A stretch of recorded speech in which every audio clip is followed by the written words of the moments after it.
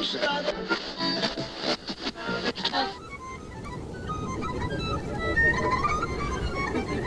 season 4, bitches! The horror. It's the Little Podcast of Horrors with James, Christina, and Chris. Hello, friends. Welcome in. No one else is going to talk, so. I like fostering an awkward silence for as long as possible, just to see what happens. That is your forte. Yes, that is. So we actually have a special guest today. We have Aly Cardinalli back. Hello, welcome in, Aly. Hi, thank you so much. I'm excited to be back. Yeah, so if you guys are just joining us, make sure you check out part 1 of our interview with Aly.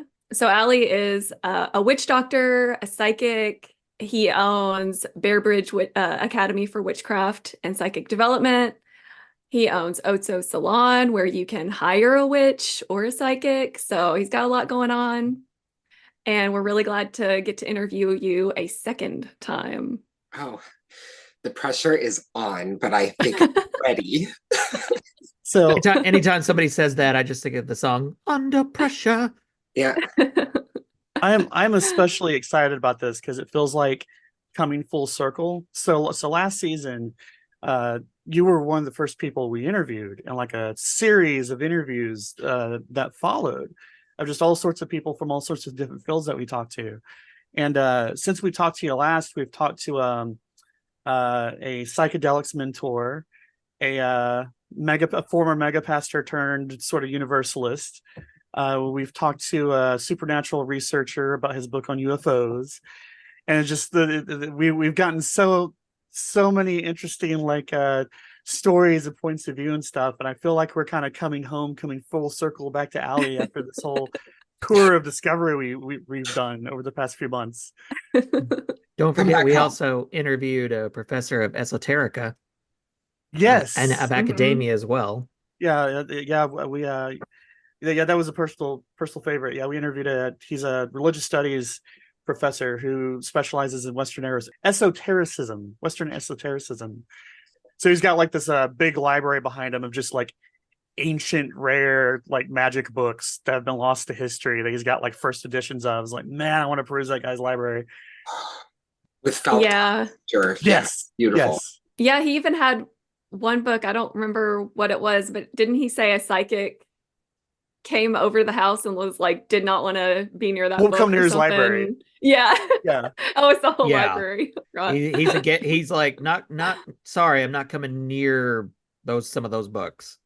Oh, and so here I'm hungry. I'm like, let me read them and let me read them. Right? Yeah. Oh, that sounds so exciting. All right. Well, James, do you want to start us out? You said you had a lot of questions. Oh, well, I do. Yeah, get to it, James. I do want to share something I learned from Dr. Sledge since we were just talking about him. So, and this is just a fun tidbit, but I found it kind of an ironic cherry on top of what we were talking in the last interview. So, Aly, when we were talking about sort of the religious shade that's been cast on magic and psychic practices over the centuries, and I liked how you put it that the barbarians tend to win over and over again. At the time, I had never, regarding my own faith, I had never really paid much attention to what my own scriptures say about magic, other than like it's bad, the end, because it was never something that was on my mind I ever thought about. I learned something from Dr. Sledge, from his material when I was researching his stuff, that was fascinating. So as a religious studies professor, he goes into like doing a lot of the translations himself, like he knows the ancient Hebrew and whatnot. So he's going through some of the Old Testament kind of clobber verses that we refer to, and it talks about magic being bad. I forget exactly where, like Deuteronomy, Leviticus, one of those two. What I found fascinating is he said, like, when you get into the original language, the scriptures are very specific about what magical practices are forbidden, and those terms are lost to time. Like, we have no idea what it was actually forbidding.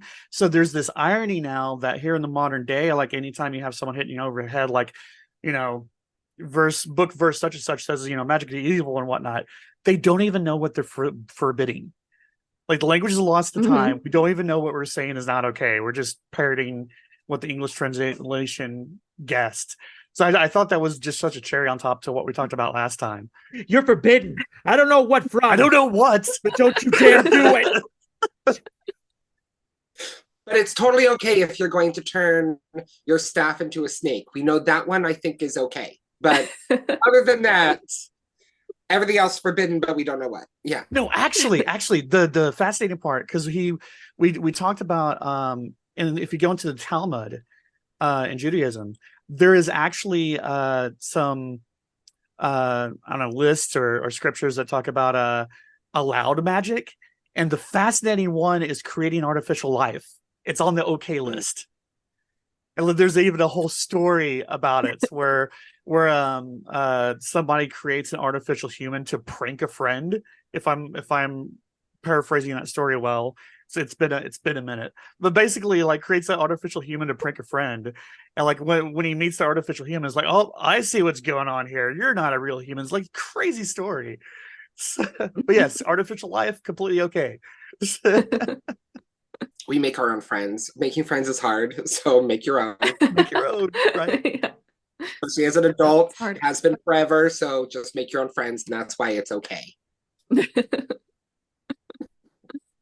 So I guess just to open with the first question here, this may be my own biases speaking or wishful thinking on my part, which guilty as charged, but something I noticed just talking to various people, and especially a lot of the people we interviewed, if there was a common thread that I saw between most everybody we talked to, was that regardless of if we're talking about psychedelic experiences or any of the other kind of stuff we talked about, the thread was that all these different views tend to share a belief is almost too weak a word, a conviction that there is something more than just the material. And I get really excited about that, because I think especially in Western culture we're so used to living by strictly empirical evidence and materialist framework and whatnot. So anyway, I was wondering, have you noticed any sort of maybe using the term spiritual awakening is a little theatric, but that's the best term I could come up with. Have you noticed kind of an uptake in people becoming aware of the spiritual just across the board, of it being more accepted? And I don't know if I've excuse me, I don't know if I've noticed that there is more. I think I've noticed that it's more talked about.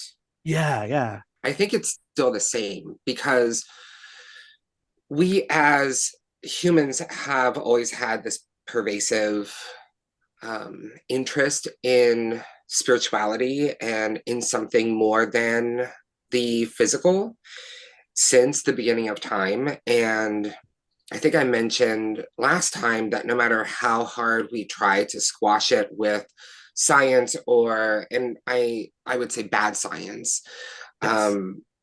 And I say bad science because we decide that these 1, 2, 3 tests are the only possible tests to say something exists or doesn't exist, which is not scientific. That ends up being a kind of confirmation bias. Yes. But the fact that we as people have been hungry since Neolithic times to connect to something that we cannot see, but we can feel, we can experience. Still yet, even through science saying this, there is no soul in this book. There's no soul there. We're just talking about it more, but it's always been there.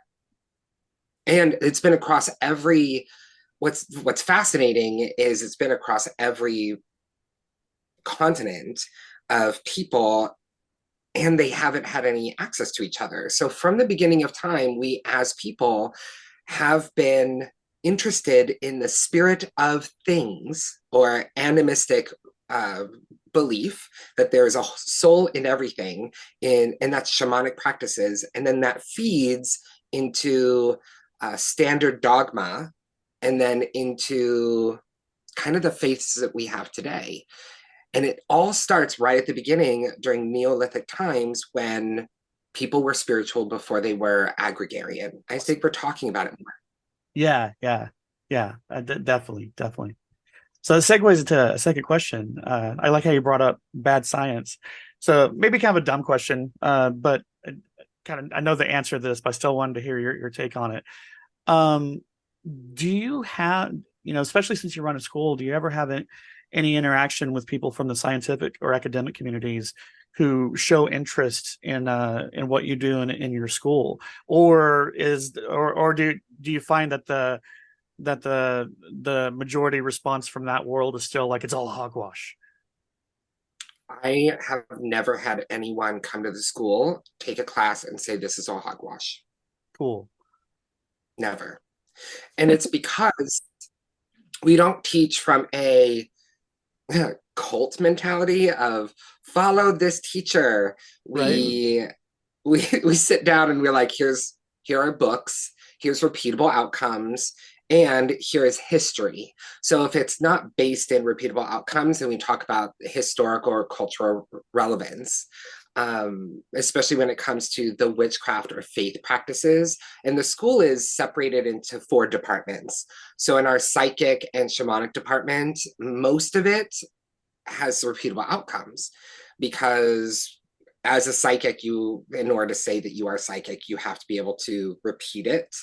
But in the faith department, it's going to be based on culture and history, and science can't come in and say that's not real. It's historical. We're not talking about whether something has empirical evidence. We're talking about this has cultural significance. So I've never had anyone walk in and say this is hogwash. They're mostly fascinated and interested and learning how to incorporate both into their lives. Right.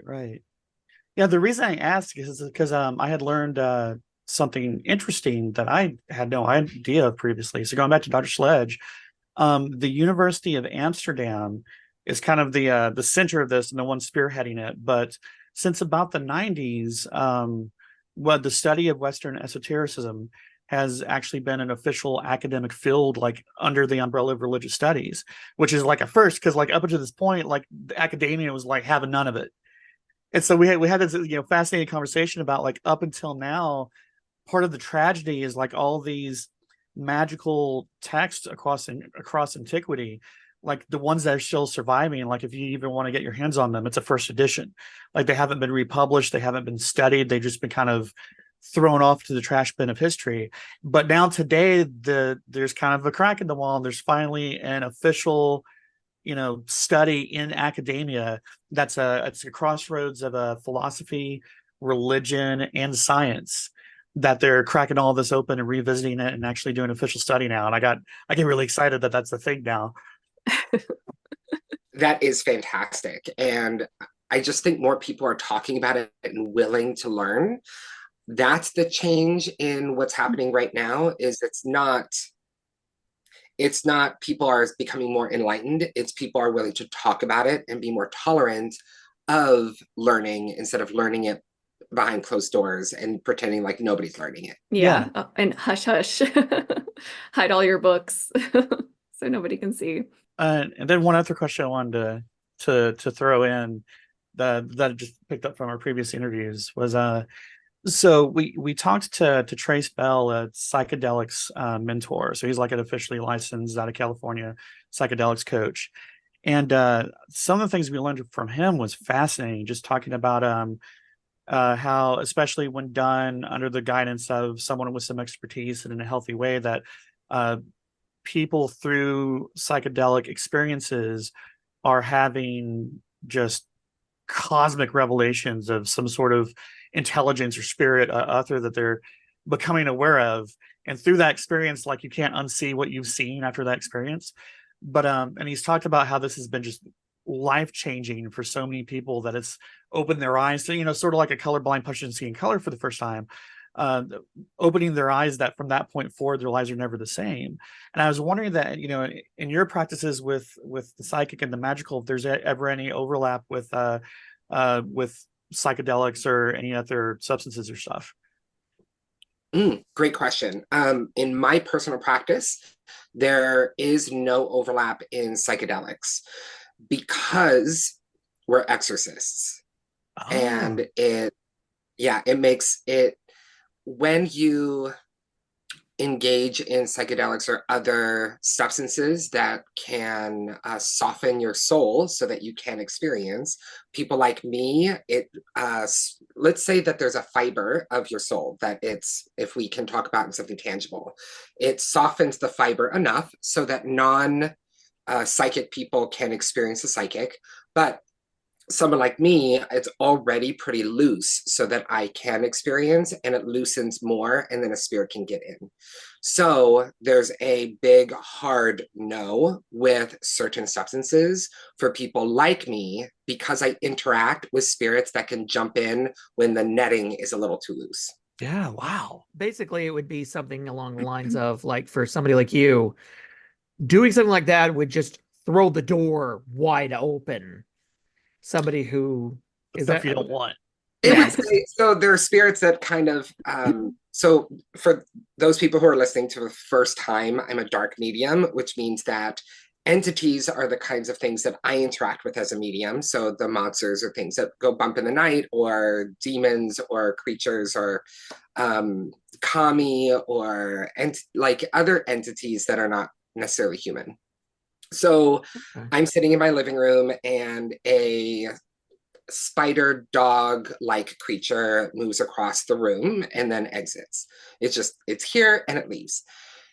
If I'm experiencing psychedelic substances and my spirit is wider and the net is bigger, it means there's a hole in it that creature that walks by that normally would just leave, goes, do I want to crawl in there? That might be, what's that like? And it might not be a full possession. It might just be an attachment and then exit, or it connects and will stick. So there's, with people that I train as exorcists, there's a big rule of no substances, no substances, no substances. Now, there are certain substances recreationally that are okay, but believe it or not, for someone like me, cannabis is one that's on the do not do list. Oh. I know, but I'm all for legalizing it, but I personally, it's on the do not list. Whereas I've never been someone who has engaged in substances because of the kind of psychic I am anyway, but things that are on the okay list are other kinds of hallucinogenics, like, okay, for instance, like if I wanted to do that, that would be on the okay list because it doesn't fray or spread out the spirit. So it's interesting what's okay, what isn't okay. And then if we look at drug laws, what's okay and what isn't okay. Right. It's just kind of interesting, especially for someone who's a medium, what's not okay. He mentioned spider dog entity. It's like, let's pause on Very that. casually. That's very like, and he said it with such just like an everyday, like, oh, there's, like, I would be like, oh, look, there's a robin. Whereas Aly, you're just like a spider dog entity, where I'd be like, oh, what? There's Fido I'll visiting. be like, I'm curious, do you have interactions that make you a little less comfortable in those situations? Like, like come across and be like, oh, that's not normal. Does any of this bring existential dread with it? Yes. Yeah, exactly. I think it's the fear element. Yeah. So I have learned that just because, excuse me, I have learned that just because something is ugly doesn't mean that it's dangerous. Okay. So there's that aspect of it of we are taught in horror movies that because something is ugly, it means that it's out to eat you or hurt you. And that's not actually the case when it comes to entities. Just because it's ugly doesn't mean that it's there to harm you. So there's that rule first. Because I was always like this, there really isn't a shock factor anymore. My shock factor comes from if I don't see it coming. Like if suddenly Okay. someone's there, then of course it's like if suddenly there's a person standing behind you, right? That would make you jump. You didn't Yeah. expect it. But seeing creatures is a natural part of my life, so it's not that big of a deal. And I mentioned that specific creature because where I used to live in Hutto, in a tiny little town in Texas, my next door neighbor knocked on my door and said, "Hey, I think we have a spirit problem. My son is drawing these things and he's not sleeping at night and he says he sees stuff, and can you come over?" And I said, "Sure." So I have a Mayan death whistle. They're super gross. You shouldn't ever clean them, but when you blow into it, it tastes like centuries of death. It's gross. Delicious. Not the spicy meatball. Oh, that's a new gum flavor. Oh God, they're so gross. But what's great about them is it does make entities like peek out, like they look. So it makes you go, "Oh, there you are." So I went onto her property and I blew the whistle, and out came this dog spider thing. And there's a old Italian way to capture or to kind of collect spirits, and it's pretty safe, and use a birdhouse and some flowers, and it basically you're making like a little home really quick to remove it, like catch and release. So caught it. I brought it back to my house, and I couldn't get it to leave, and so it ended up just being kind of a part of the family and just hung out, and it ended up finding a comfortable place underneath the porch, and that's where it resided. I guess they don't live. It resided under the front porch, and that's where it stayed. And for my family, that was just normal. It was, you could see the dogs both watch this thing, but they also get up to like growl or chase it. They're like, "Oh, something else lives here now." And my family, they were playing video games when I came home with this, and they're like, "So what is a spirit?" And I said, "Well, I'm probably not going to describe it to you, but it's just kind of, it acts kind of like a dog, but it doesn't look like a dog. It's, just, I guess it's just here now." Ow. So was that what the kid was drawing? Did their picture align with what you saw? Yes. Yeah. So I described it to the mom, and I said, "It looks like a hairless dog with extra legs, and its face is very long, oblong shaped, like a football, and its eyes are narrow, but its body's kind of like a dog, but has extra legs." And she said and she went and got the drawing of, "Oh my gosh, that's what he's drawing, is this like fucked up spider." Well, so we named it, and because it lived with us, and it's a stupid name, but we named it Rex. So Rex entity lived with us. Okay, so we're talking about entities. I've been wondering, are there, and I should have fully thought out this question before I started talking, but are there entities that are like native to a land? Like you might find a certain type of entity in North America, but probably not in like Asia or anything like that? Absolutely. Is that a I concept? think we can track that in folklore. Is there are certain entities that reside in an area, much like if we look at zoology, we can look at the same thing with cryptozoology, and there are spirits that reside in certain areas. However, I have found that there are creatures that do reside in different continents, or the same entity resides on different continents, but has only been documented in one culture. Okay. Okay. So as somebody who I lived with something when I was a child, this is just like, I never considered this until now. So when I was a kid, we lived in this house where a lot of strange things happened, lots of paranormal activities. But the thing that stood out the most, and tell me if this sounds familiar to you in any way, like if you've ever encountered anything like this, was best is it was this creature that was white. And I guess my father was the one that saw it. He said it was, I guess, about, oh, this, you can see, like about this tall, something like that. But it had legs like a human. And my father was on the couch, like taking a nap during the middle of the day. And the story goes that he said he was starting to wake up. And when you're waking up and your eyes are kind of peeking, he could see this thing just standing in the doorway between the living room and the kitchen, just watching him. And I will never understand this. My father said that he then jumped up and ran at it, and it squealed and turned around and ran, but then it just like popped and it was gone. And I remember thinking, like, what if you had caught it? What were you gonna do? But the thing is, I heard it at night. I could hear its little feet running on the linoleum floor and it messing with the dishes and playing. Have you ever, does that sound familiar to you at all? Like, Oh, yes. Yeah. So there are, in folklore, there are tons of different kinds of brownies in like that brownie category, or domicile little people, things that live in or near a home. Where I grew up in Hawaii, we had the menehune, and they were troublesome little people that could prank you, could harm you, could help you, hard workers. But then you have the brownie, you have a domovoi is in the same category.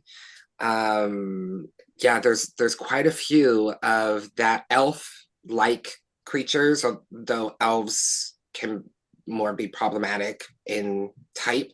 But yes, so you probably had, since there was only one, it does help narrow down that it's not elf, because those generally live together. He said it was white, so that takes out menehune because they're brown. Brownies are usually also brown. But it could also be pigmentless for some reason, like maybe it's a one-off. Instead of assuming that they all look like that, maybe it is an albino in that one category. So there's that to also consider. But yes, lots of people have domicile-based spirits that are like little people, and they usually cause problems unless you give them something to do or you show respect. So my going back to Hutto, my other neighbor, I felt very accepted living there because my neighbor, what I did for a living. And they're like, hey, we have a problem. And I'm like, do the other neighbors know that a witch doctor lives on this corner? And they're like, no, we just talk amongst ourselves. I was like, okay, so everybody knows. But the other neighbor, she knocked on my door, and same thing. Like, she's like, can you come down? I don't know, maybe there's a problem. And she did end up having a spirit problem on her horse ranch. However, while I was passing the house, he said, you have brownies that live here. And I'm so jealous because I would love to have brownies live at my house. You have brownies. And she's like, what are those? So I explained that they usually live in a group. Like you said, Chris, they're little people. They will pop up and stare. But with brownies, they can be troublesome if you don't give them a task. So I asked, do your husband's tools go missing? And as in go missing, do they end up in bushes, like random places? And she's like, yeah, all the time.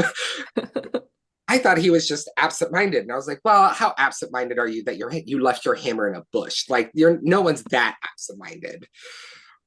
So brownies here, what you could do to appease them is, if you make some rice or you make anything that's kind of sweet, just leave a bowl for them outside your house. They literally live next to your house or right here.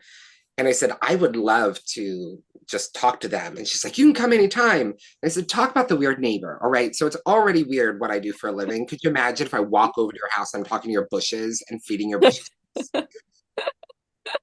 I'm not going to Like, be what is Batman. wrong with them?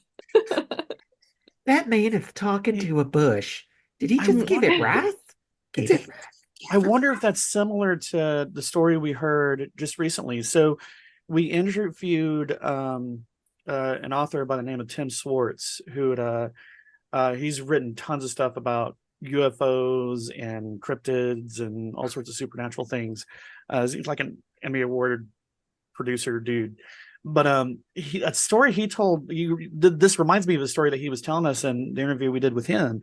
He was talking about, I think it was in the 80s or 90s.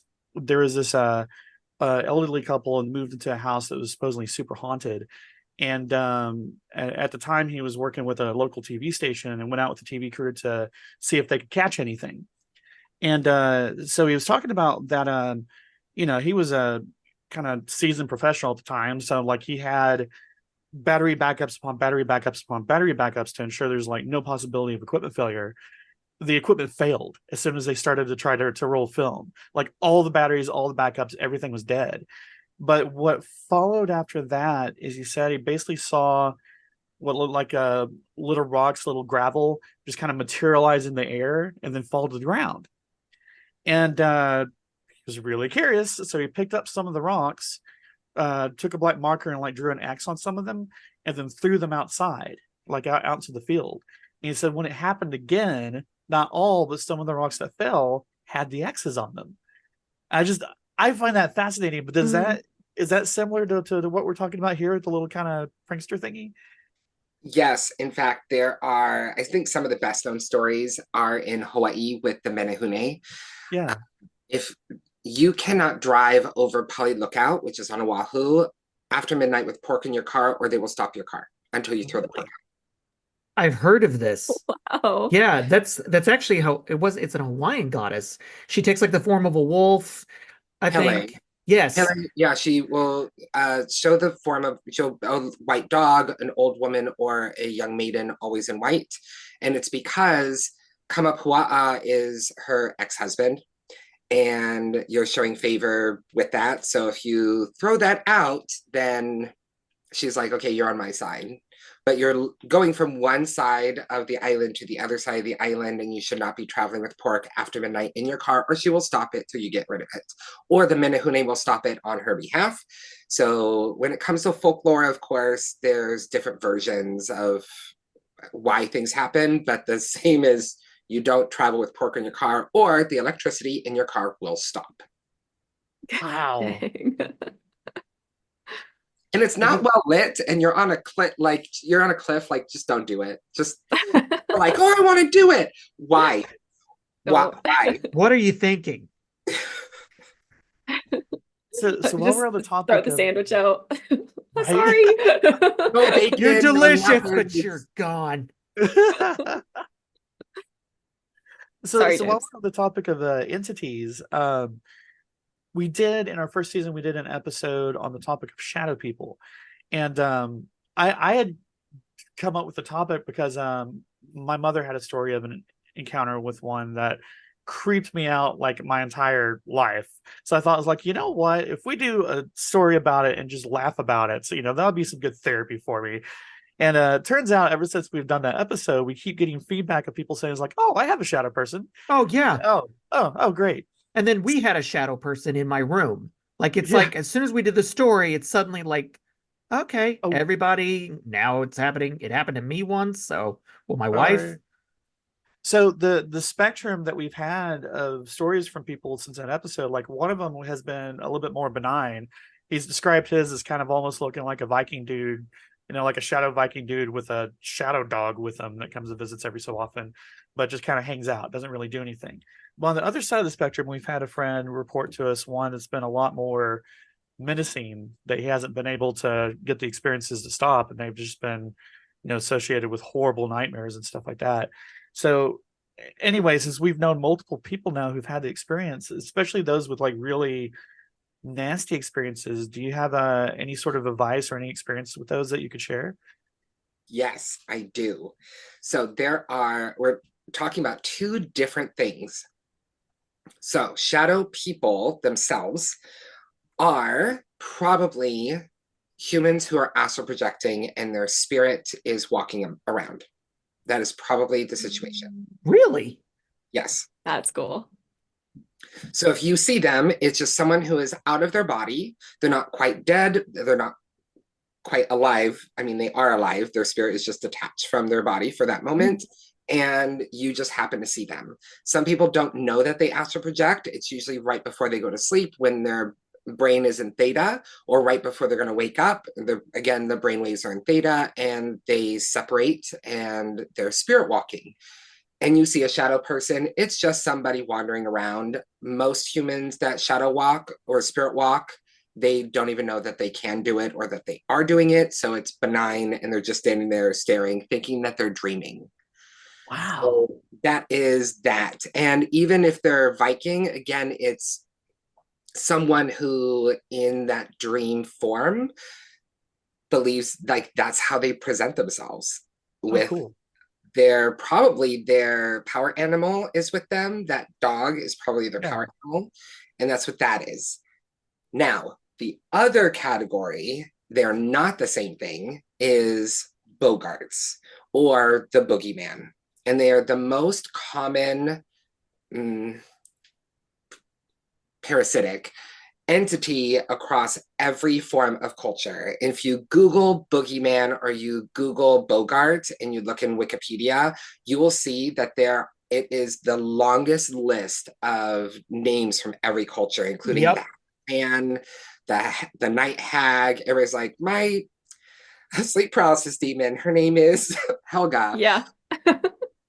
So there's that shadow person, but they're not shadow people. They're a different entity completely. They're not humans walking around astral projecting.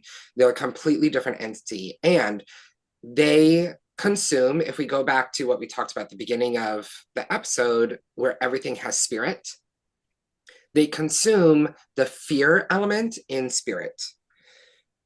So if you're afraid, that's what they need to eat, is that energy that you give off, that fear energy. And so they're going to do what they need to do in order to make you afraid so they can eat. Yeah. Are they actually going to hurt you? No, because they need you as a food source. So they're not going to hurt you. They're just going to create a fearful environment so that they can eat, including sleep paralysis, including nightmares, including saying that they're going to possess you. They're not going to. So the best advice you can do is laugh. I know that sounds totally ridiculous, but that's what I was taught growing up, especially as a child. So I have a twin sister, and you can imagine when we were afraid, the two of us would hold hands, like walking home, and we would be laughing and singing. Talk about, like, I think anybody who was a predator was afraid of us. Like these. Yeah, that's what I was thinking. These twins that are like la la la and just like laughing through the come play with us, Bogart. Come play. Yeah, it's maybe they were smart. My parents were really smart. They're like, just laugh and people the monsters and people will leave you alone. So yeah, just laugh. And then if you have an infestation, clean your house. That's first. Have lots of light. Play music, have a party, laugh, play reruns of Roseanne, listen to Whitney Houston or Michael Jackson. Like, it just needs to be lighter, and they will leave because they need to eat. So they will find someone else. They'll just leave. Interesting. Okay. Super easy. Literally just laugh, play some good music, have a party. They'll go away. Awesome. See, mine Such a seemed to simple, go away. elegant solution. Mine went away really fast because my wife saw it at the same time my friend was seeing it in Washington State. And she woke up just for a moment, but then she apparently heard my dead father's voice say, "You need to leave." Oh, and geez. then it was gone. And I was like, "Thanks, Dad." Wow. Looking out for you. See, and that might have been a shadow person who's having this nightmare, and they're in your house having a nightmare, and there's a ghost that shows up and says, "You need to leave." And they wake up in their home in Illinois, and they're like, that was in a cold sweat. Scary. What a weird dream I had. And they were just, you're walking in your home talking to dead people. See, that just the three of us, they knew my father, we've all been friends for decades. And so that would be hilarious. Some person wakes up and like, this guy with a beard was like, God is lavished.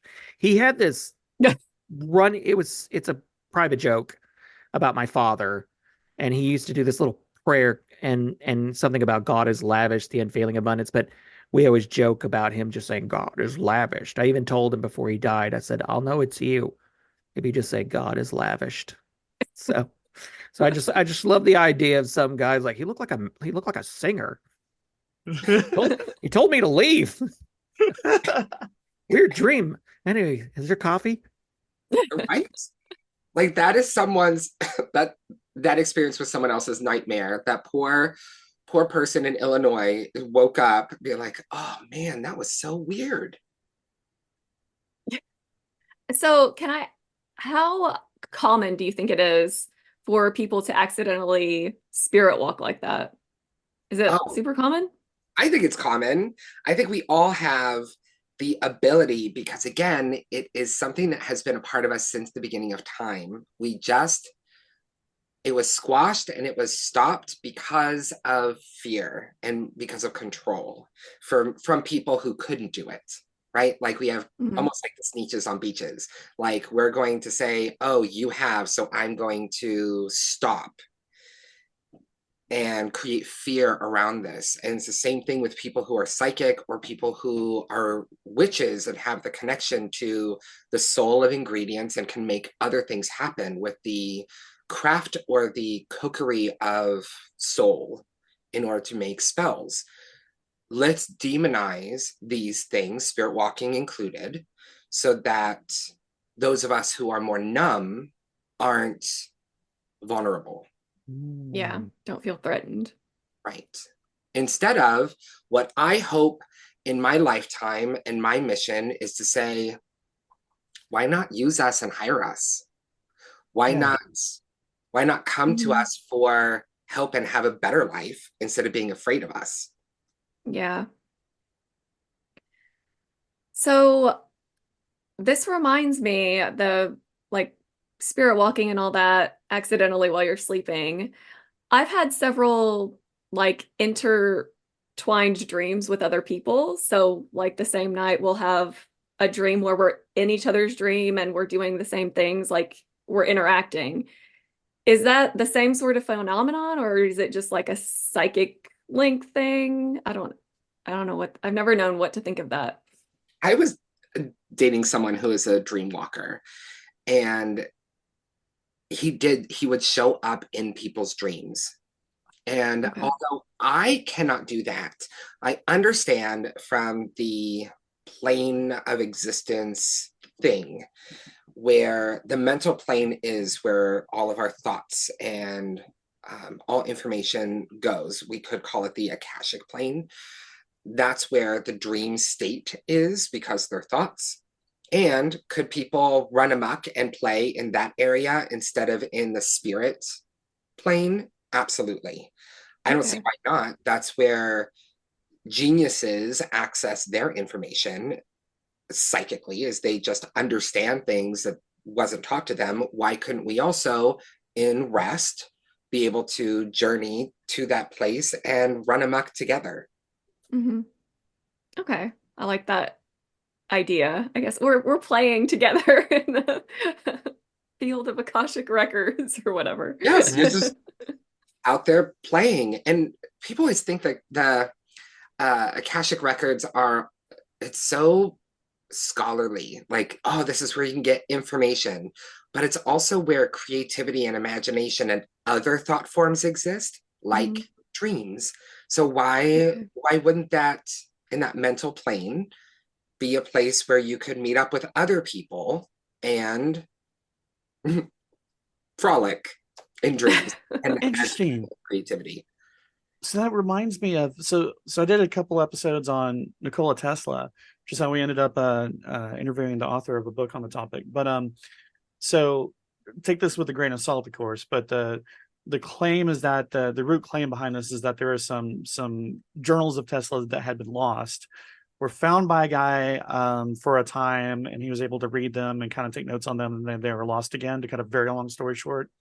So all that to say that nothing that I'm about to say is verifiable anyway, but still fun. Supposedly from his journals, he had talked about for many, many years throughout his life, he had experienced visions that were so vivid that at night in his dreams, he would live another life in another place that was so real that he was forming relationships with other people, and they're like having fully fledged, like in-depth relationships with folks. And it also reached the point to where he could he didn't have, like, he created a lot of his inventions in that sort of dream world, because like he didn't even need to conduct real life experiments, because the experiments he could conduct while in these visions would be just as reliable and authentic, that he could move forward with them. And that sounds like, again, I no way to verify that, but again, it sounds like so akin to what you're talking about, as like, even though it's in a dream, it's on another plane, it has some sort of reality to it. Oh, I think that's very much the case. And I guess we could explain it away and say that the subconscious is processing and learning and creating while in a state of relaxation. But why couldn't it be both? Right. Mhm. Why do we have to say that it's one or the other? And that's where, unfortunately, Western thinking gets in the way. We're so sports team oriented that we have to be team one or the other, and we can't possibly imagine that it could be both. It could be, all right, in his subconscious, he is processing and figuring out experiments without having to do them because he's that brilliant. And that space where he's doing that is called the Akashic plane, and he is outside of himself while he's doing that. Yeah, They exactly. don't have to be mutually exclusive. Right. See, I'm somebody who has, like, I've wondered this about myself because I have incredibly vivid dreams, and sometimes I've wondered if they were more than dreams too. So that's interesting to think about. Like I'll see like my father and my grandmother constantly in dreams, and I have conversations with them, and it's very vivid. So that's a neat thing. That's a neat concept. Actually, that leads to another question I had, since we're talking about sort of the supernatural and the scientific intersecting. This may be a dumb question, mind you, because it's a topic I don't know much about, but it's been knocking around my brain forever. I want to get it out there. So, exorcisms, since that's a topic you know intimately well, obviously nowadays the idea of exorcism is far less accepted in the mainstream, right? And in most cases, the scientific or medical community is going to lead you to therapy. I have wondered, given what little I do know or have heard about exorcism, could one argue that today's therapy is almost a type of exorcism itself? And the reason I've pondered that is, you have somebody who's, possessed of very dark, destructive, self-destructive thoughts, and you're countering that with self-talk and self-love and self-acceptance, and in a sense those are two forces going against each other. Is like, am I a crazy person for thinking that, or might there be some dialogue there? I'm gonna answer with yes and no. Uh-huh. So it is very important in my practice that clients have therapy after an exorcism. And again, that it's not mutually exclusive. There is an entire intake where we take into consideration mental obstacles or mental disease. We take into consideration environmental factors, including chemical, and of course the psychic factors of having a psychic there that says, is there even something here? Yeah. But with that, it's not just go in and the power of Christ compels you and you're trying to get rid of this thing in a violent way. The person also needs healing afterwards. So as I said earlier, if something jumps in and there's now a hole in my spirit where something resides, once that exits, the hole is still there. And that's a piece missing in Catholic work. is there has to be healing that goes on. One, there has to be a spiritual healing of some kind to patch that up. And what they went through was cognitively horrifying. So they need to go to therapy as well. They need to go to therapy. They need to go to therapy, period. Most clients, I will tell you, refuse to go to therapy. Interesting. And it is something that all of my practitioners that study under me and myself push heavily. And if they don't want to do talk therapy, there are other forms. And we're like, you try art therapy, you can try dance therapy, you can try journaling. And here are some books we recommend if you don't want to talk to someone. But you need to do this because what happened to your brain is damaging, and we need to heal that as well. Otherwise, it opens you up for another possession. Right. Now, when it comes to what if they aren't possessed? What if there's not an actual entity, but they believe that there is? Or what if they have created their own parasitic entity that is attacking them?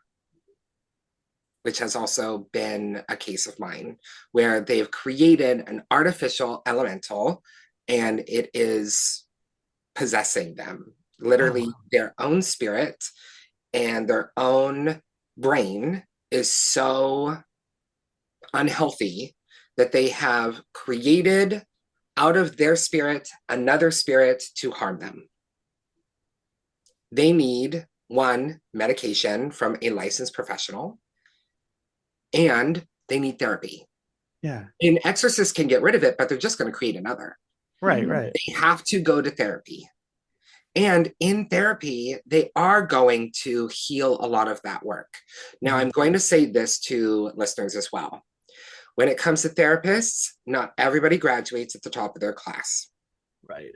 If someone sucks for you, fire them, move on, get a new therapist. I have done that and wholeheartedly agree. Me too. Yes, and remember, therapists are not your friend. It's not someone you're paying for to be your friend. It's there to do work. They're there to help you heal. Now, my therapist, could you imagine this poor man having to hear what my day at work is like? And he has told me several times, he's like, I don't have any advice because I have no idea what to tell you. And some of what you tell me, frankly, really scares me.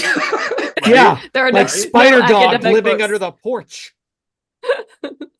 He says, I don't think anyone was going to ever equip me to have someone like you as a but here are some skills we're going to go through. And I'm like, thank you so much. And that I can just talk to you and know that there's no judgment. Yeah. And even someone with a sometimes dangerous job like mine, we need to talk through it in a safe space. And don't worry about the therapist. They have their own therapist. They need to take care of themselves. So, spider dog. There are no psychology books about how to deal with spider dogs. So I believe one of the services you offer is called a soul retrieval. Is that correct? That is correct. Could you tell us a little bit more about what that is? Yes. When someone goes through a trauma, part of us dies. And when that part of us dies, it's a fracture. Part of your soul fractures off.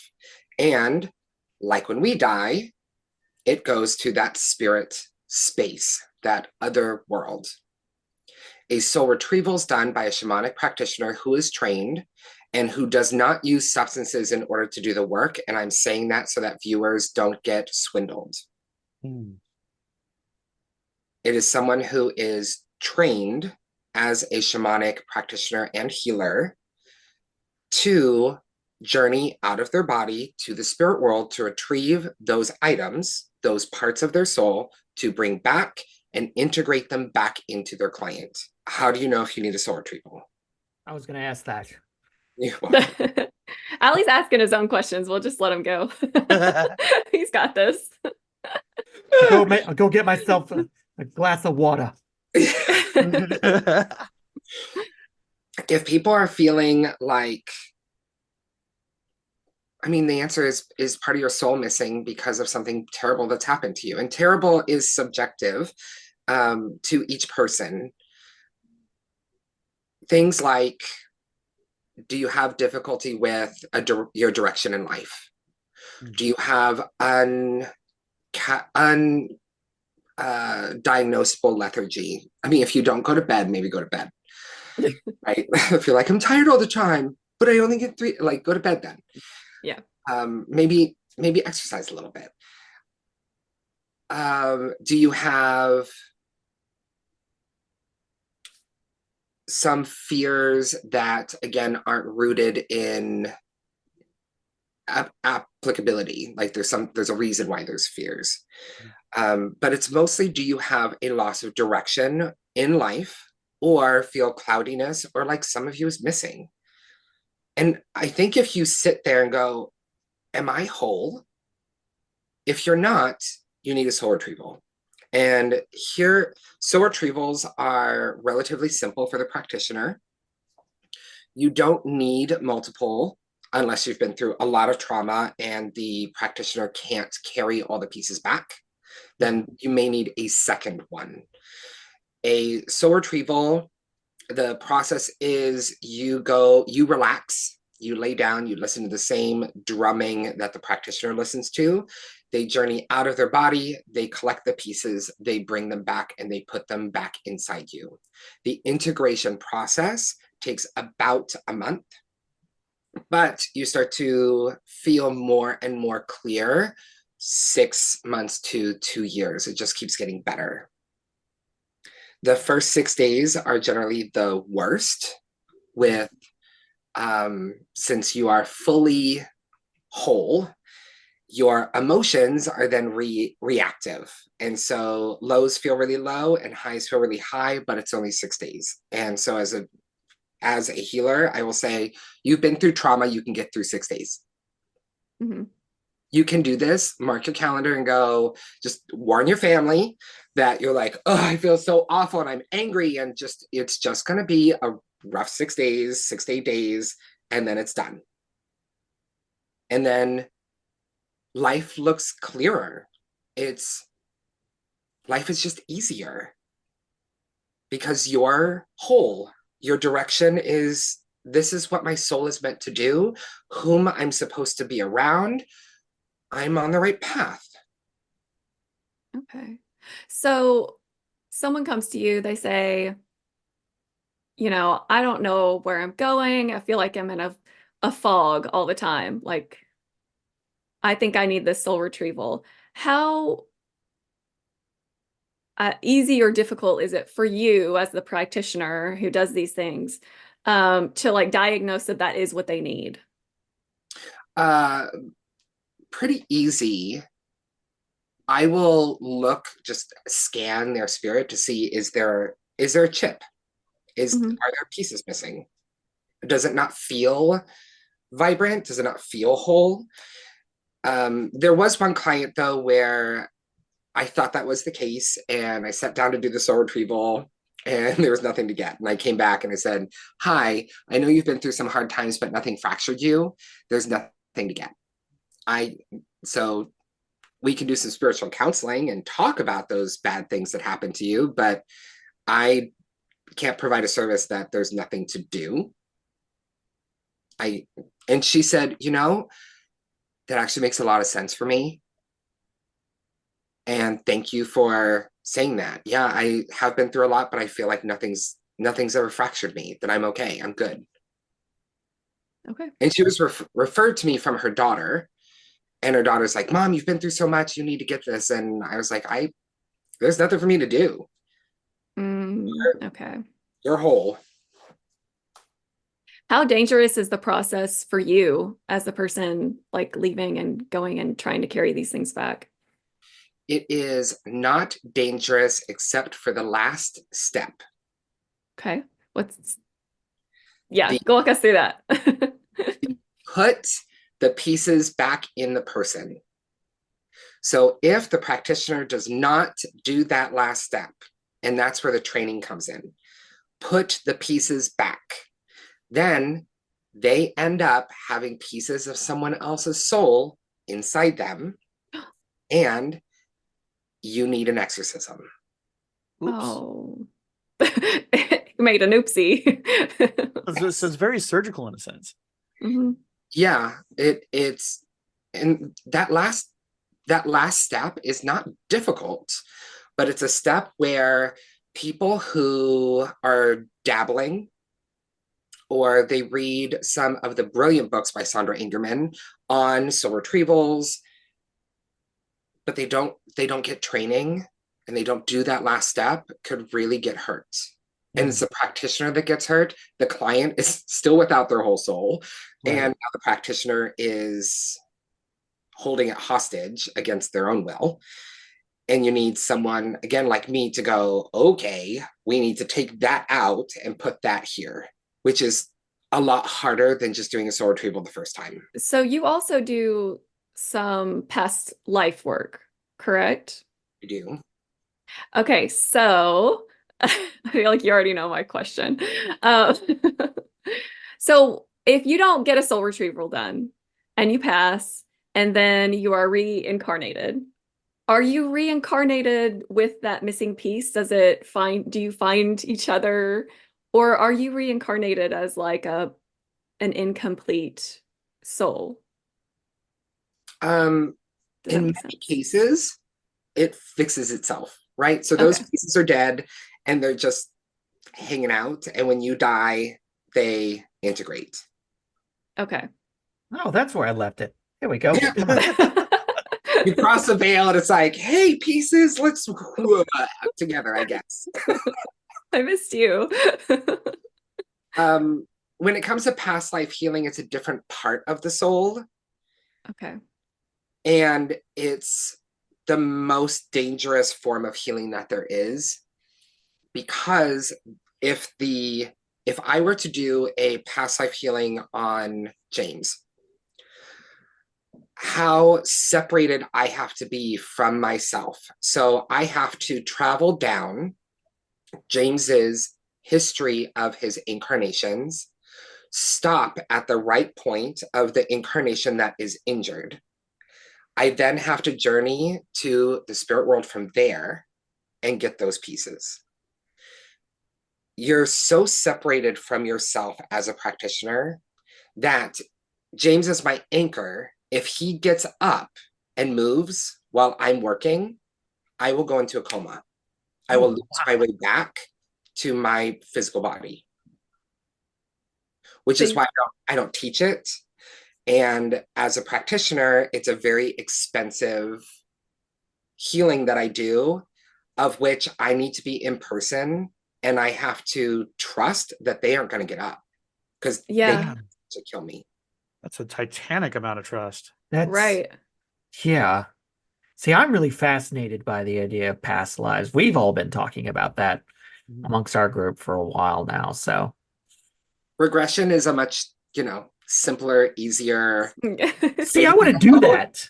I want to do that so badly. And instead of doing past life regressions, what I do is the kind of readings I do is, again, travel down that person's history. So if I were to do a past life reading for Chris, I would enter the first kind of trance, and I'm totally awake, but I lose my eyesight so that I can see through your eyes in your past life. See, that's the visual. I'm very curious too about a lot of things you've been talking about, like the soul retrieval, and I'm very curious about what's the visual on that? Like, what do you see when you're doing these things? For past lives, it's like I'm watching TV, but I can also feel it. It's like VR. It's like that. Okay. Where I tell you as much as I can. I try to explain as much as I can about what's happening. And I try to look at my own hands so I can tell you how old you are, what your race is, if you're male or female. But I don't know unless I see a mirror or unless so that's kind of kind of a problem, or unless I look down and I can see what clothes I'm wearing, then I could say Mhm. we're here. But I also don't speak every language. So if I hear a language that I don't know, I'll say it sounds like this. The environment looks like this.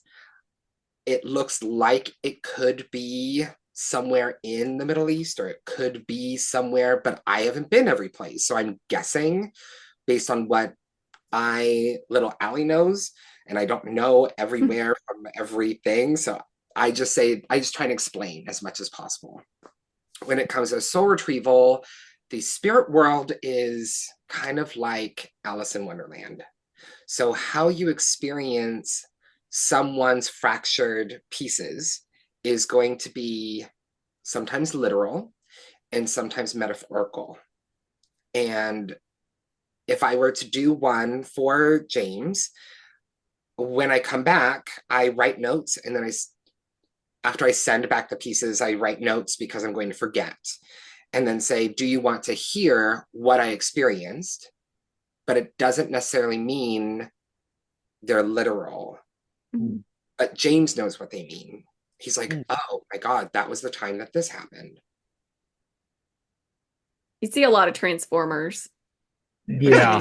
Oh my gosh. You would Sorry, see I a had to, I'm lot sorry. of Throw me under the Transformers. And I would come back and go, they were robot things? See, this stuff is what fascinates me so much. And like Christine and I, especially, we've talked a lot about like soul pods, because a lot of us, we always feel like we love the idea that we've been together through many lives just because of how close we all are. Is that something you ever, I mean, have you ever encountered something along those lines, like people who continually find each other in each life, like something like that? Have you ever encountered anything like that with clients or students? Yeah, and some people call it a soul contract or soul families or soul pods. And I think some people are alone and they don't have anyone. They travel alone, and each incarnation, they don't have that. And some people are just, there's a soul mate, but not necessarily romantic.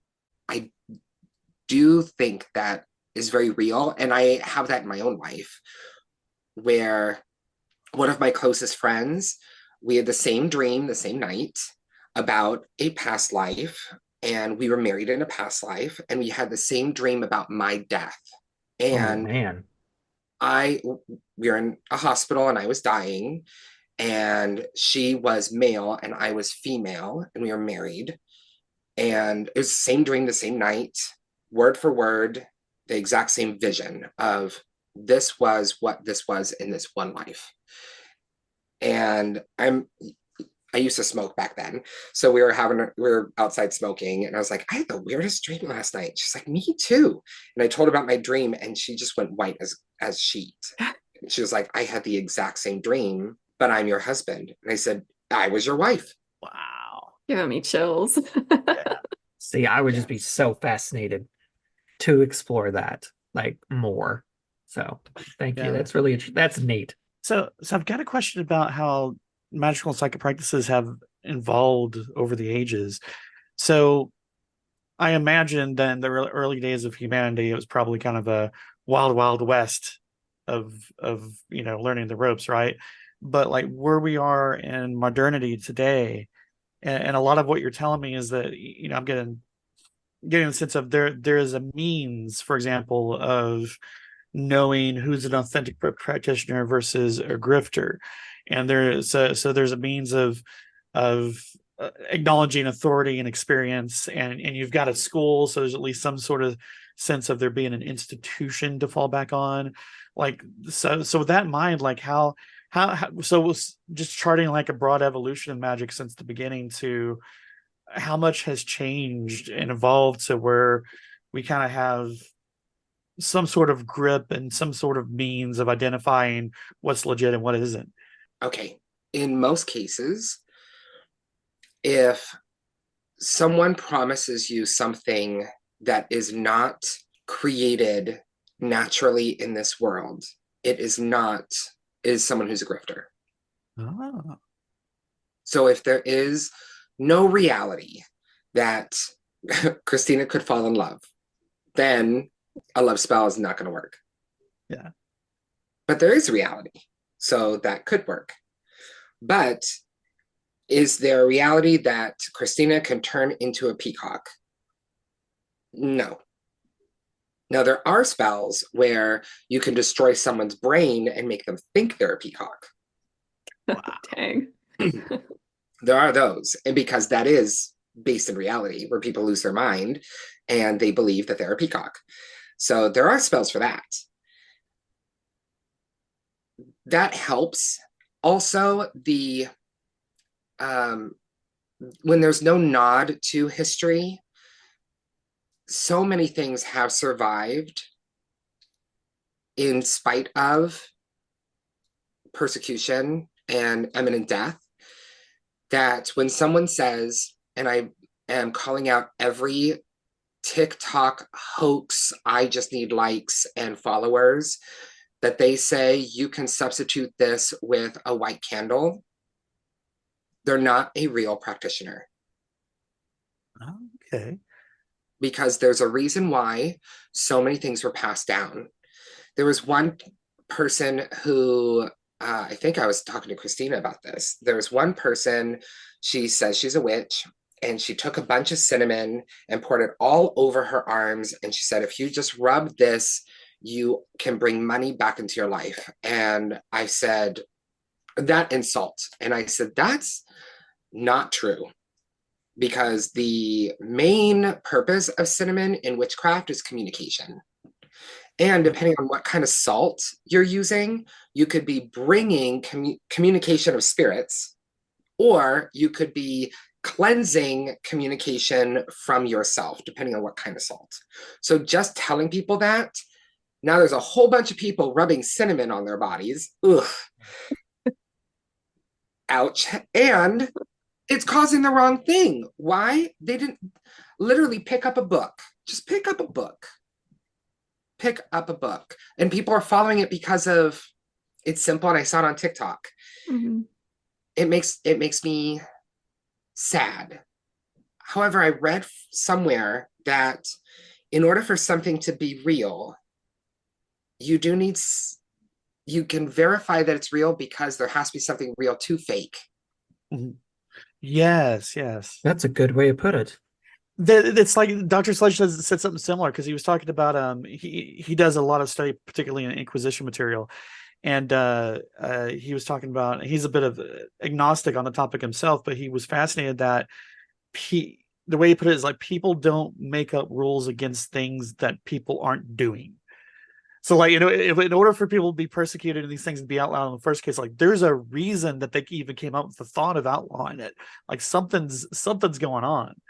Right. So going back to the cinnamon, yeah, what I was trying to kind of ask as part of that question was, is there sort of, and I can't think of a better word, for lack of a better word, if there's sort of an orthodoxy nowadays. So we're like, the grifter on TikTok going like, rub your arms with cinnamon, you get money.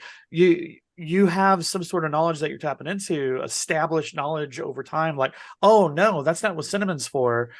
Cinnamon actually has this use. So there's at least some tradition, some through line from those who came before that you can reference to like know what practices work. And that's what I'm curious about, is like, is there any sort of like orthodoxy or authoritative source of knowledge or body or something that you fall back on to weed out things? There's cumulative. So there are some authors that have done great groups of research or a great mass of research, and then they document. But I like to cross-reference. So I have several books from different cultures that I kind of go to say, what did these different cultures have to say? And she's not totally wrong. Cinnamon can be used for money, but you need something else to trigger it in order for that to work. So just cinnamon and salt is going to be a communication spell. But if you have bay, for instance, and you add bay leaves to it, that could trigger the financial aspect of cinnamon so that it becomes a financial spell. But again, using the wrong salt means that you could wipe out your finances, or that spirits can bring your finances. Oh wow. That would be such a bummer. Right? What? This is the Oops. wrong salt. Oh gosh. I owe how much money? Yeah, there again, and that's why I have this school. Is I just want to spread knowledge as much as we can, and we have this incredible group, and it can be any level of practitioner, which if you're brand new or you're established, we have this incredible group called the Mystic Circle. And they study from really good books with the head of our dark magic department, and they do spells together in their workshops. They work through, this is why this works, this is why it wouldn't work, what are the casting agents, and everything is very physical. You are doing it. It's not theoretical. Go on YouTube and watch people. You get feedback from practitioners, whether it's myself or run by the head of our dark magic department, Miss Val. You get feedback on camera from her saying, no, try it like this, do it like this. And you're practicing the craft like I was taught from my grandmother. It's how it should be taught. Instead of just watching videos, have one of us be your grandmother. We'll teach you the ways.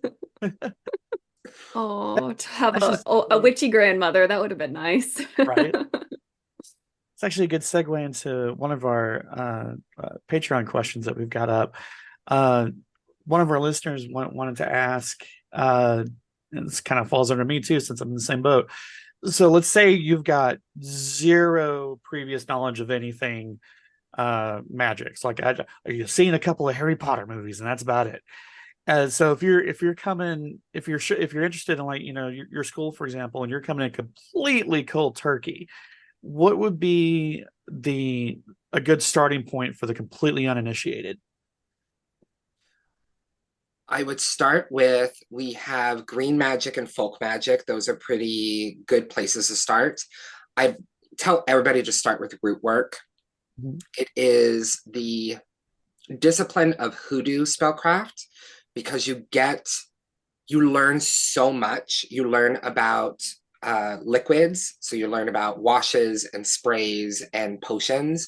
You learn about gree bags or mojo bags, so you learn how to work with herbs. You learn about poppets. The vast area that you cover, that's the place to start, is root work. And then what's great about hoodoo and root work is you don't have to be of African diasporic descent, and you don't have to believe in that tradition. It's supplementary to whatever tradition that you do believe.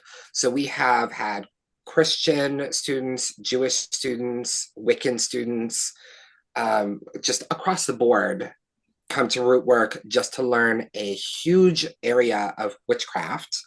And they also end up learning what they're good at and what they're not good at. So that's a go-to point: root work, green magic, folk magic. And then we also have dark magic, the elements of dark magic, where you go through the elements like you would in root work.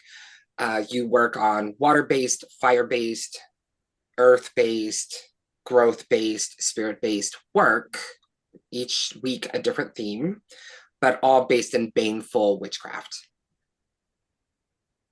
So on a related note, so last time, you talked about how some people are handicapped, right, and don't have any, the loving term was potato, like, no ability to really touch into anything.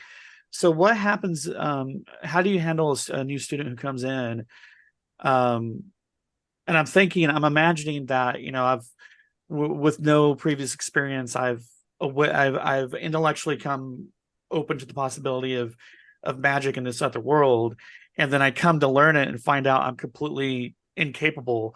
It's gotta suck to, like, open your eyes to, like, this is all real, but I can't touch it. Like, so if somebody just finds out they're a muggle, for lack of a better word, like, how do you handle them? With care and with love, because it's rare, that we have someone who can't practice the craft Hmm. in some way.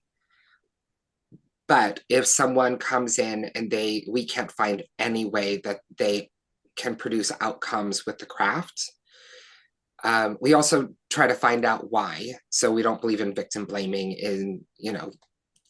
you are wrong. It's all your fault. You didn't have the right intention, all that garbage. Let's sit down and figure out why the spell didn't work. And let's try it a different way. Let's try different ingredients. Let's try a different technique. Let's try a different culture. Let's try something else to see if we can get this to work for you and find out where your talents lie. In the very rare 1% that someone cannot do anything, they end up with a breadth of knowledge to still be able to decipher who is real and who isn't, and what is real and what isn't. So they end up still being a voice and a cavalier for the authentic. Cool. And that's just as important. A watcher to the Highlanders. Wow. I can't believe you remembered that. I remember my Highlander movies. So if you're someone who's not interested in the craft per se, but they've had some weird things happen to them, they maybe think there's some potential that they're sensitive. What course do you recommend as an intro to that? I teach psychic development and mediumship, and that is the class to take. I only take 8 students at a time because I can't handle more than 8 psychic minds at a time. I end up being a bad teacher and thinking that different thoughts are coming from the wrong people. I just lose track. So I only take 8 students at a time. I teach it every other term. And it's so that people understand what kind of psychic they are, what their sensitivities are, how sensitive they are, what kinds of things that they grab onto as a psychic, and what kind of medium they are. So it's an intensive 6 weeks with, like I said, 8 people max. I cannot take more than 8 at a time.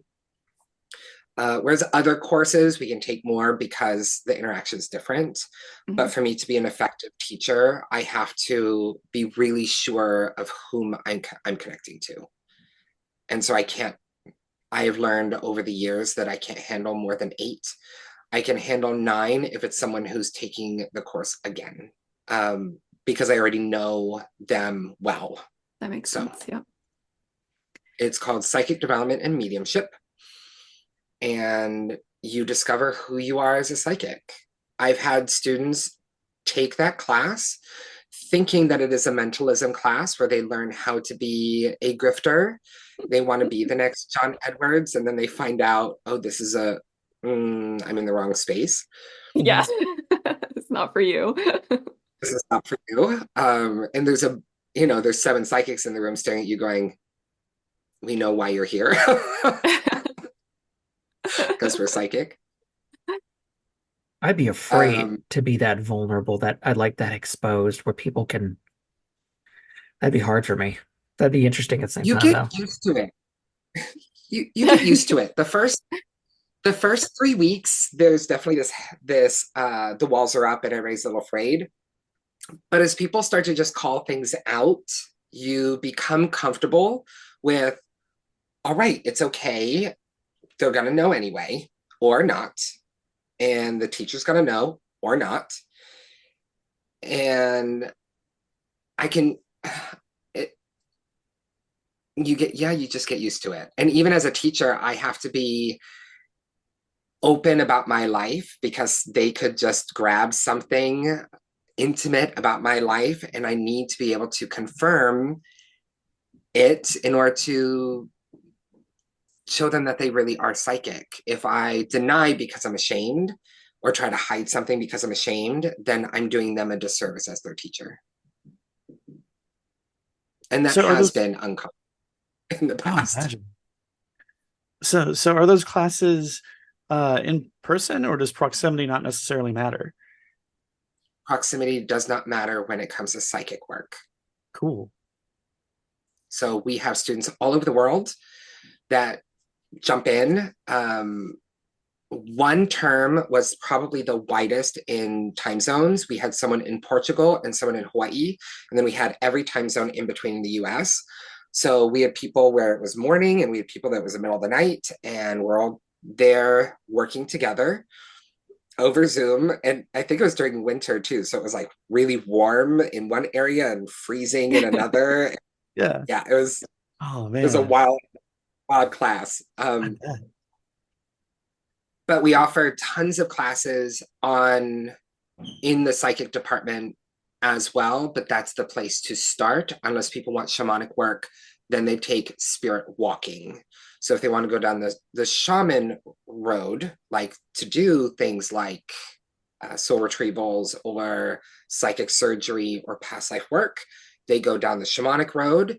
If they want to work with spirits or work with people, they go down the psychic road. And I'm head of that department out of the 5 departments we have. Cool. So speaking of which, what is the? Oh, sorry. What's the difference between just the terminology of magic versus psychic? One is output, one is input. It's kind of the easiest way. Yeah, psychic we receive, and witchcraft or magic you put out. That's kind of the easiest. Makes sense. Okay, this is me being selfish because I've signed up for this course. Okay, so you have a new course, a mediumship course. Ew. And I signed up for it because I'm very curious and all that. But I know that like some people, like you said, some people are better at talking to like inhuman beings, and some are better at talking to the human deceased. During that mediumship class, are people going to get to try both, or is it just more toward human deceased folks? No, we find out in kind of a gritty way to find out what kind of medium you are. Not the safest thing that we do at Bearbridge. But we kind of find out we find out what is called to you. And in some cases, we find out someone's a plant medium or a pet medium. And oh, cool. Yeah. And they can talk to plants. They can talk to animals. They understand what they need and want. And then some are like me, where you talk to monsters. Some talk to the human dead. Some talk to angels. Some talk to demons. They're infernal mediums. Some talk to deities. They're called oracles. And we find out day one what wants to talk to you. Okay, cool. I'm excited. That was a very selfish question, but I wanted to know. Oh, I'm glad you asked that. That's something. See, if I were to be brave enough to try this, that's something I would want to explore. If I may segue into that, have you ever encountered a student who was very interested to learn that, but the door was, say, they closed their door and they were trying to open it, but then you found a way to open it and it turned out they were really, really good at it? Yes. There's a student of mine. She's a dark medium like I am, which can be scary, right? Spider dogs and the like. Spider dogs. So she was, of course, afraid. I mean, naturally, she's afraid. She's been programmed with horror, with media, with religion to be afraid. Yeah. And the best way to desensitize is exposure therapy, and to just kind of put her in scary situations for little pieces at a time until she breaks that down and can then approach the veil again and again and again and see better and see better. But yeah, fear is usually the block. which is also why I like my in-person retreat. So we have an in-person psychic retreat where I can literally stand next to you and hold your hand, and I'm like, I'm right here.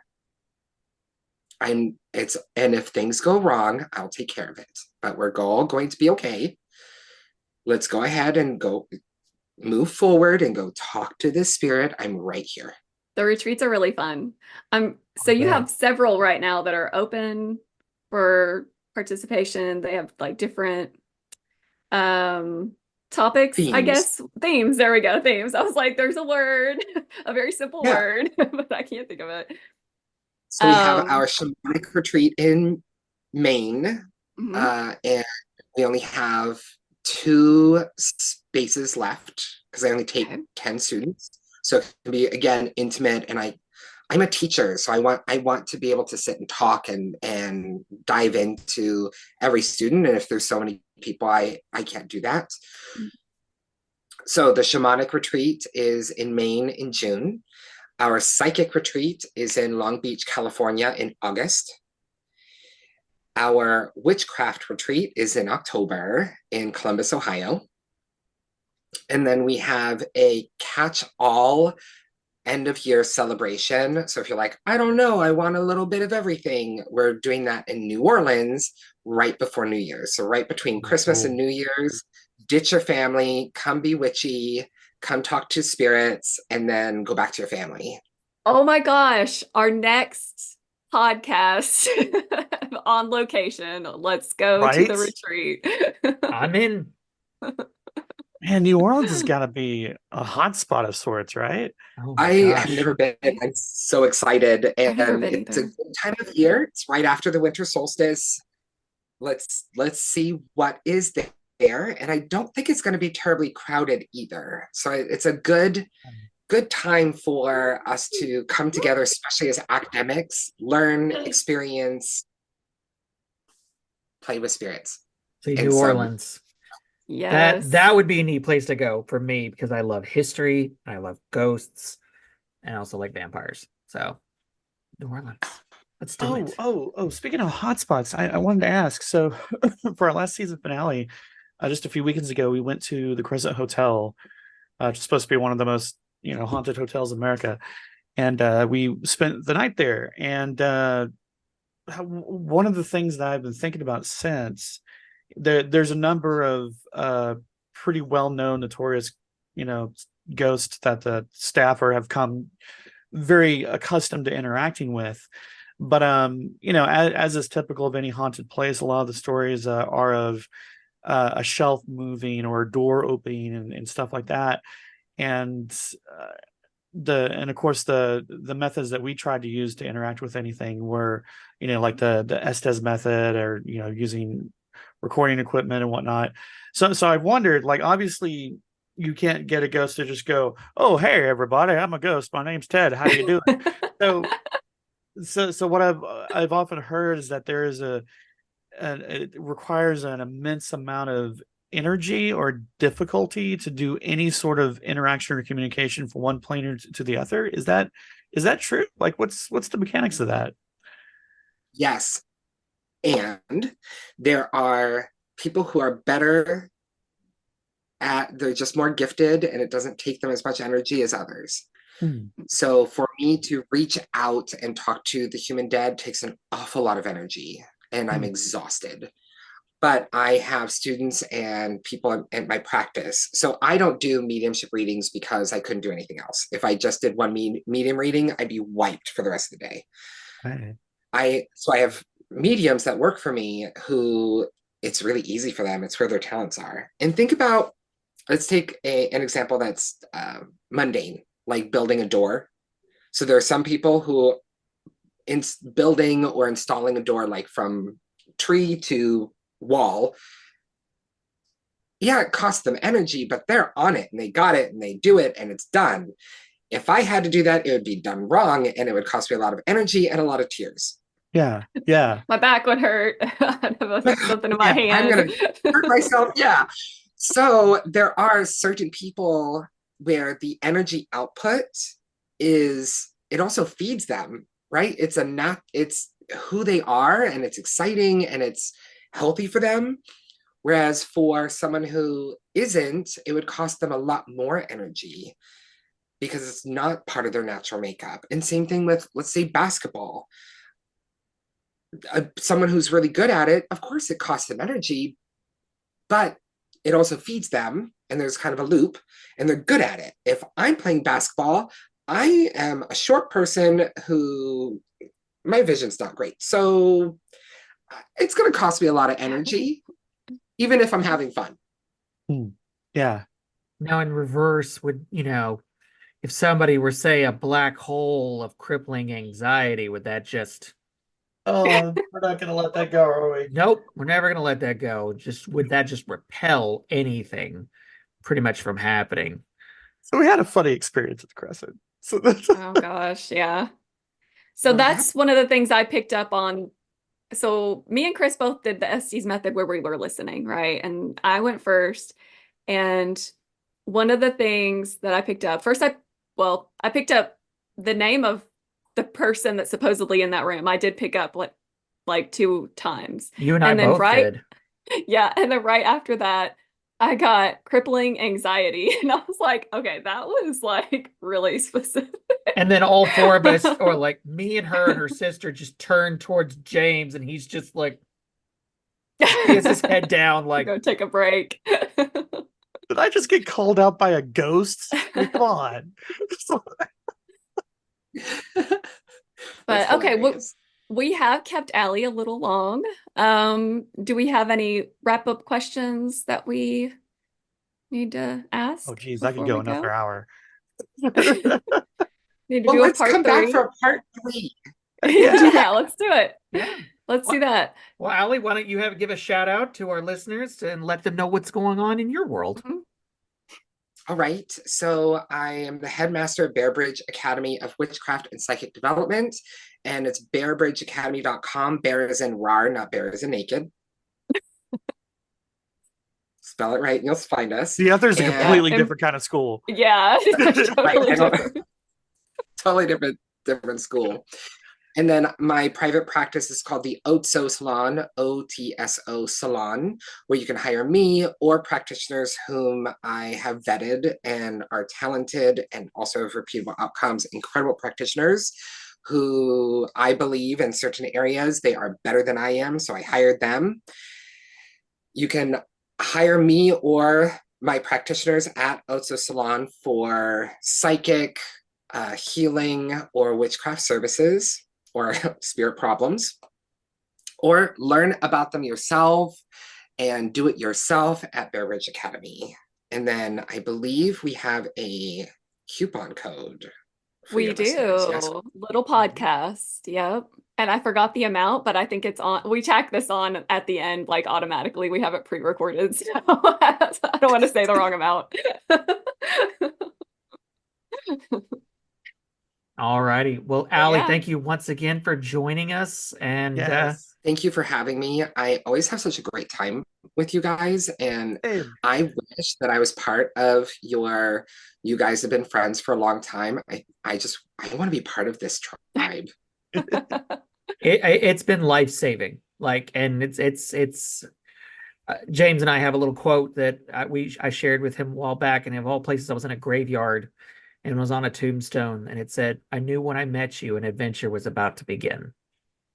Oh. And so me, him, and just all of us, that's how it's been for us. So, well, I'm going to try to drag these 2, and then maybe we can get my sister Heather to go to the retreat at the end of the year. That would be really fun. Yeah. Use the same coupon code. It works for the retreats as well, and it's a huge discount. Use the coupon code. I do love New Orleans. Podcast. New Orleans is a happening place.